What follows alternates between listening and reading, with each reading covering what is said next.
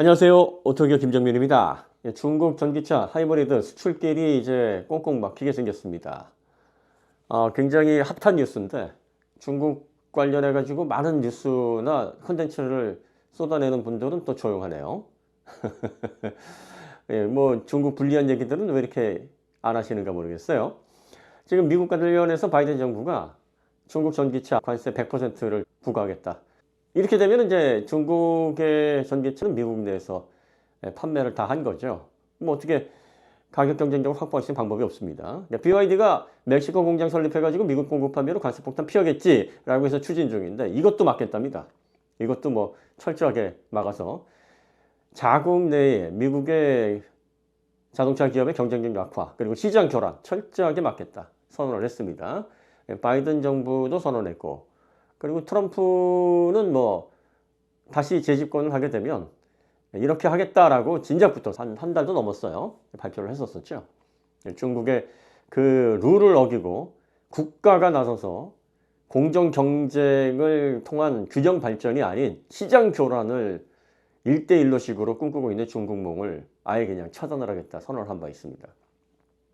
유럽도 사실 중국 없이 전기차 산업을 하기가 좀 어렵죠. 배터리는 특히 중국을 많이 의존을 해야 되는 입장이기 때문에 유럽은 100%까지는 꺼내들 수가 없습니다. 본인들이 필요한 입장이니까요. 그래도 어떻습니까? 그냥 내버려 뒀다가는 이건 뭐 난리도 아니겠거든요. 이 뭐 치킨 게임이다 뭐다 해서 전기차 활성화 되기도 전에 중국차로 인해서 시장이 다 망가지게 생겼습니다. 아직까지 유럽은 중국 전기차 관련해서 관세를 인상하는 것을 놓고 논의 중인 것으로 보이는데 현재 55%까지로 관세를 높여야 되는 게 아니냐라는 이야기가 나오고 있고요. 그리고 그 외에 뭐 우리나라를 비롯해서 일본 역시도 중국차의 관세를 더 강화를 해야 된다라는 움직임이 지금 본격화되고 있습니다. 그럼 중국이 이걸 타개하려면 어떻게 됩니까? 현지 공장 세워야죠. 미국의 현지 공장 세워서 미국 현지인들 고용하고 비싼 그런 지역에다 공장 설립을 하니 중국이 지금까지 저가 공세를 펼칠 수 있었던 그 모든 장점들을 다 잃어버리게 되는 겁니다. 그러면 중국 전기차도 미국 내에서 고비용으로 생산을 하게 돼야 되니 가격을 가지고 시장을 교란하는 건 이제 어려워지는 거고 유럽도 마찬가지입니다. 유럽에 공장 세워서 유럽인들을 고용을 해서 결과적으로 생산을 해야 되는 그런 어려움에 봉착하게 되는 겁니다. 중국 내에서 값싸게 최저 인건비를 활용해서 그리고 값싼 부동산과 정부의 전폭적인 지원으로 뚝딱뚝딱 만들어내가지고 그래서 값싸게 수출할 수 있는 그런 중국의 꿈은 이제 거의 무산이 되고 있다라고 보시면 됩니다.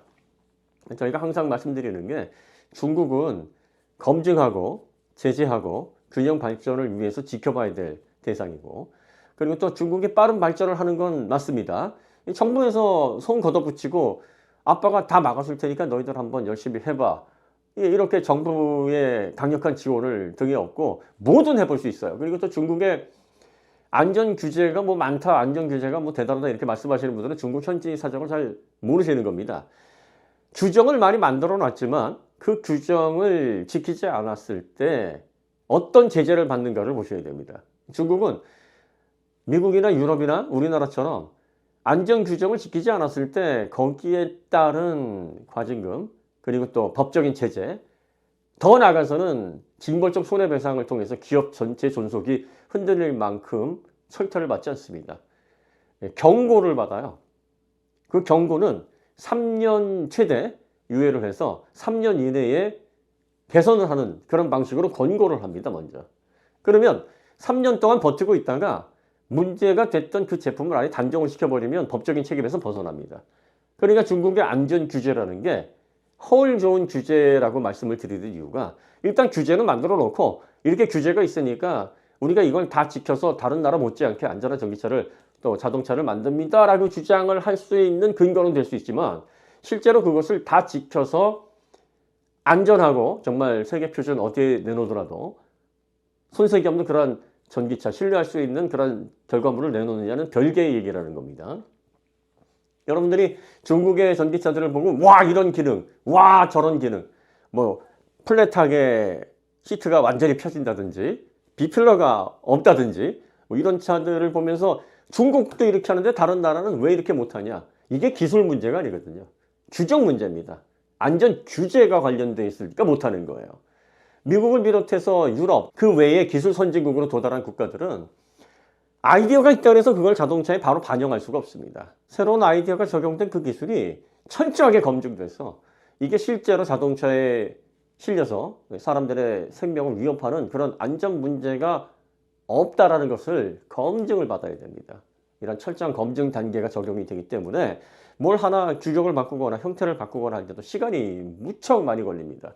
B필러를 없애고 문이 양쪽으로 열리는 이런 새로운 형태를 만들어내는데도 미국이나 유럽, 그리고 대한민국, 일본 이런 국가들은 몇 년에 걸친 검증, 그리고 또 보안, 철저하게 안전 부분을 챙겨서 내놓을 수 있어야 비로소 상품화가 되는 건데, 중국은 그냥 해보고 문제가 되면 수정을 하는 그런 방식으로 소비자들을 그야말로 실험 대상으로 삼는 거 아니야 라는 생각이 들 정도로, 이게 과감하다라고 얘기를 하시면 그건 좀 중국에 대해서 너무나 호의적으로 표현하는 거고요. 제가 볼 때는 대책이 없는 겁니다, 이거는.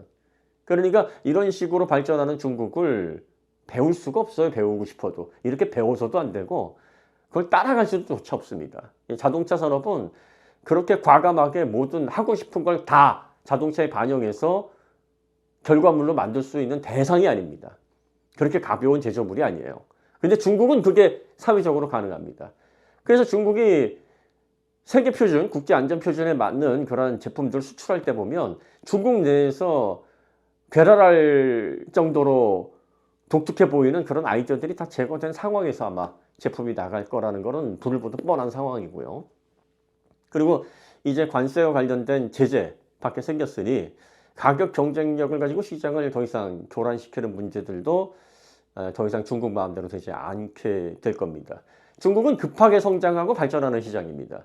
그러니까 급하게 따라오기 위해서 뭐든 해보는 그러한 실험적인 시장이기 때문에 이런 시장에서 이미 60년 이상, 최소 60년 이상 다져져 왔고 100년 넘게 자동차 시장이 구축되어 온 그런 국가들에서 중국의 결과물을 가지고 배우고 그들을 따라가야 될 부분은 사실 없어요.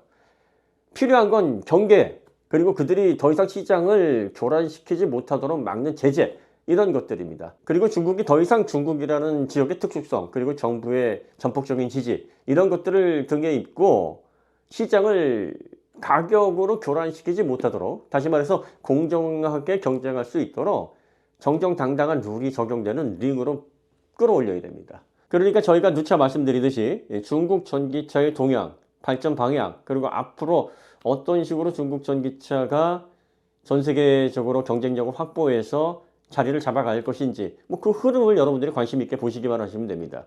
중국차의 급작스러운 변화나 또 의리의리해 보이고 겉만 번지르르해 보이는 그 결과물을 보고 거기에 매료된 나머지 중국차를 배우고 무서워하고 이런 식으로 여러분들이 호들갑 떨지 않으셔도 됩니다. 이미 미래를 위해서, 모빌리티 시장을 위해서 국가 경쟁력에 맞게 정책을 펼치시는 분들, 어떻게 시장에서 공정한 경쟁을 이끌어내서 자국의 산업을 보호할 수 있을지, 그리고 기업에 계신 분들도 중국의 그런 저가 공세, 그리고 정부가 나서서 굴기를 하는 이러한 정말 대응하기 어려운 전략들을 어떻게 뚫고 나갈 것인지에 대한 구체적인 청사진들을 다 완성해 놓고 스텝 바이 스텝, 한 걸음 한 걸음 앞을 향해서 성큼성큼 걸어가고 계십니다.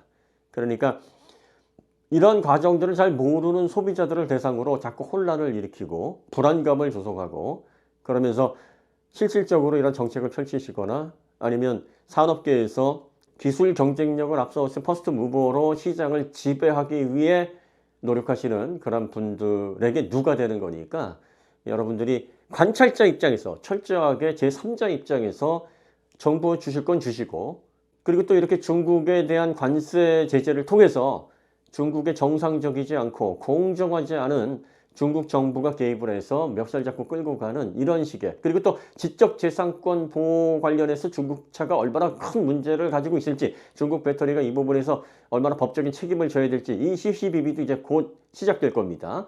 이런 부분들이 다 종합이 돼서 결론이 나와야 되는데 건반 번지르르하고 안전 규정 제대로 지켰는지 아닌지 검증도 안 되는 그런 기능들을 무조건 배워야 한다. 뭐 이렇게 여러분들이 독려하고 이런 콘텐츠들을 통해서 혼란을 주고 이러면 안 된다는 거 다시 한번 말씀드립니다.